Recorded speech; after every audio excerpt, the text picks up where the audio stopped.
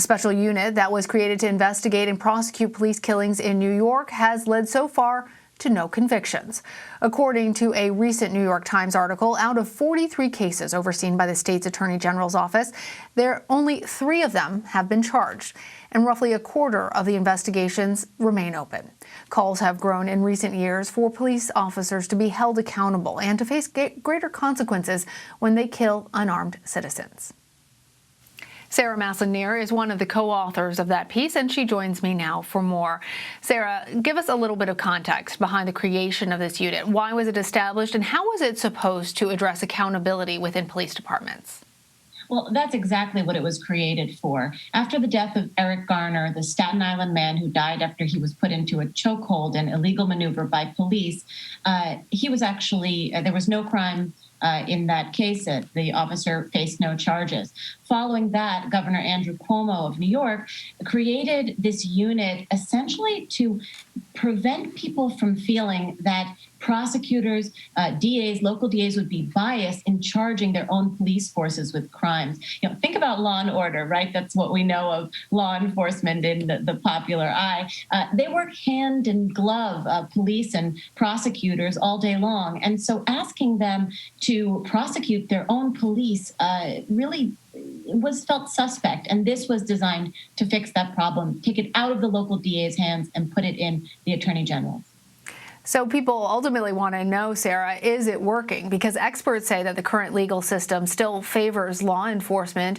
According to your reporting, why is it so difficult to get convictions in these cases? Well, that's what's so interesting. Although New York's rule is the most advanced in the country, it still hasn't been able, in the 6 years since it's been created, to achieve a conviction. It has had scores of cases that it's examined, only a handful of indictments via grand juries, and they've been acquitted. Some are ongoing, and so it remains to be seen what happens. But it really illustrates just how hard it is to hold police accountable for these apparent crimes. Advocates say that much more needs to be done. Police are afforded special protections when they use force that you and I would never be, and juries give them the benefit of the doubt quite often. I was going to ask you about that because police officers in New York are, in fact, legally allowed to use deadly force in certain situations. How does that play into these investigations and whether or not prosecutors can establish that a crime was committed? What are the situations in which it is, in fact, legal? Well, there are a tremendous amount of leeway and really using the officer's judgment about the force they can use. And juries are inclined to really side with officers because they do need to have special permission to use force in the course of their jobs, right?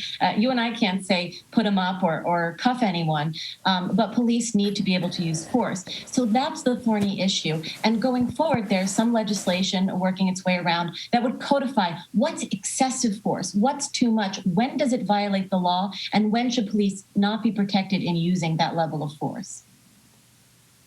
Because as I understand it right now, only prosecutors can only pursue cases that result in death, and the victim has to actually be unarmed.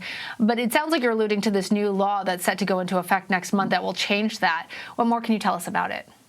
Well, that's going to change things. And really, the Attorney General's office says will triple their caseload because right now, the person who is killed by police, in order for this to go into an investigation by the Attorney General, has to be totally unarmed. And we're talking the person can't have even used a chair in self-defense, as one case was illustrated, completely unarmed. But this new law, the crux of it is, even if a person fought back, even if a person wielded a weapon but was killed by police, they can still be examined under this.